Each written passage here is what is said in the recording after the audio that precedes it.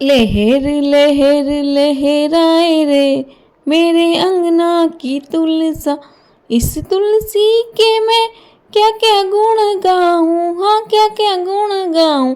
ये तो हवा में खुशबू फैलाए रे मेरे अंगना की तुलसा, लहर लहर लहराए रे मेरे अंगना की तुलसा, इस तुलसा का मैं क्या क्या गुण गाऊं, हाँ क्या क्या गुण गाऊं।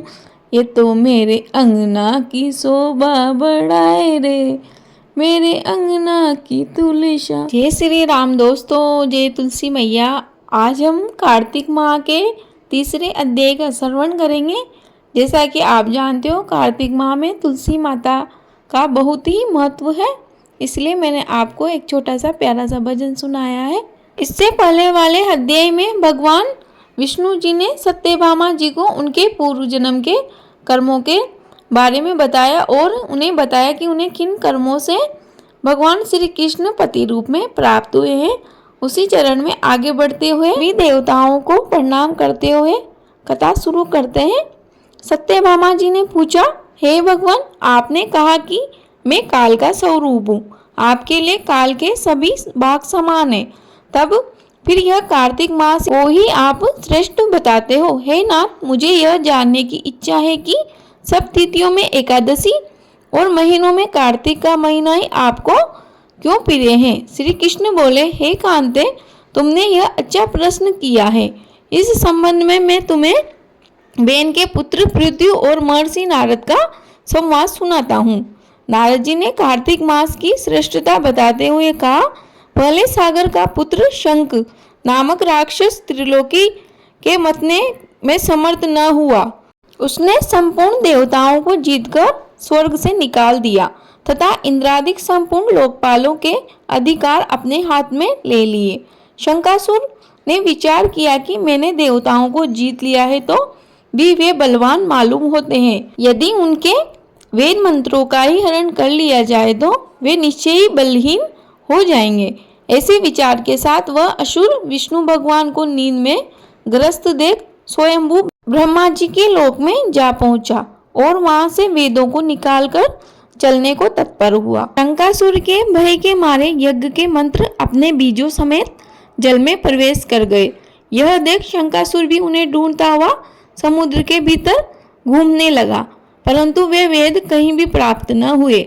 पीछे से ब्रह्मा जी भी सब देवताओं को संग में लेकर वह पूजा सामग्री एकत्र कर वैकुंठ में विष्णु भगवान की शरण में गए। वहां उनके जागने के निमित्त सब देवता स्तुति गान करने लगे। उनकी भक्ति से संतुष्ट होकर भगवान ने नेत्र खोले।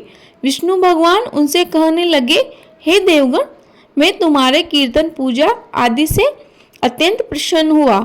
आप लोगों की मनोकामना मैं पूर्ण करूंगा, यही वर देता हूँ। आश्विन शुक्ल पक्ष की एकादशी से देवउठनी 11 तक एक पहर भर रात्रि रहे, तब से जो मनुष्य तुम्हारी तरह मेरा गुणगान करेंगे वे मुझे प्रसन्न कर मुझे प्राप्त होंगे। पाद्य अर्धे आचमन आदि जो तुम मेरे निमित्त लाए हो वह अत्यंत गुण होकर तुम्हारे सुख के कारण होंगे। शंकासुर जिन वेदों को हर लाया है वे सब जल में स्थिर है। मैं शंकासुर को मारकर उन्हें लाऊंगा। अब से बीज मंत्र समेत सब वेद प्रतिवर्ष कार्तिक के महीने में सदा जल में निवास करेंगे। मैं मत्स्य रूप धारण कर जल में जाता हूँ, तुम भी संपूर्ण मुनियों को लेकर मेरे संग आओ। इस श्लोक में जो अच्छे मनुष्य प्रातः काल स्नान करते हैं वह निश्चय यज्ञांत स्थानों के फल को प्राप्त होते हैं। जो कार्तिक में सदा स्नान करते हैं उन्हें को, हे इंद्र, तुम मेरे लोक में पहुंचा दिया करना। हे यम, तुम सदा उनकी विघ्नों से रक्षा करना। हे वरुण, तुम उनको पुत्र पौत्र आदि देते रहना। और हे कुबेर, तुम उनकी धन वृद्धि करो। हे देवताओं, आज तुमने मुझे एकादशी को जगाया है, इसलिए यह तिथि सदा मानने योग्य है, यह मेरे लिए प्यारी है। हे देवगणों, भली भांति से किए जाने पर यह दोनों व्रत मनुष्यों को मेरा सामीप्य प्राप्त कराते हैं। यह सत्य जानो कि इनके समान कोई व्रत नहीं है। अर्थात भगवान विष्णु स्वयं कहते हैं कि कार्तिक मास में वेद मंत्रों सहित वे जल में निवास करते हैं और जो मनुष्य इस माह में प्रातःकाल ही स्नान करता है उसे वह गुण प्राप्त होते हैं। इस माह में स्नान कर मेरा व्रत करने वाले मनुष्यों पर सभी देवताओं का आशीर्वाद रहता है और वे जन्म व मृत्यु के इस चक्र से आजाद होकर मोक्ष को प्राप्त करते हैं और मेरे परमधाम को पहुँचते हैं। बोलो विष्णु भगवान की जय। बोलो कार्तिक मास के भगवान की जय। बोलो सभी देवताओं की जय। दोस्तों, यह अध्याय यही समाप्त होता है। मुझे उम्मीद है कि आपको वीडियो उपयोगी लगी होगी। प्लीज़ वीडियो को लाइक करें, शेयर करें व कमेंट बॉक्स में जय श्री राम अवश्य लिखें। चैनल पर नए हो तो प्लीज़ चैनल को एक सब्सक्राइब जरूर करें। प्रभु को जगाने का भजन।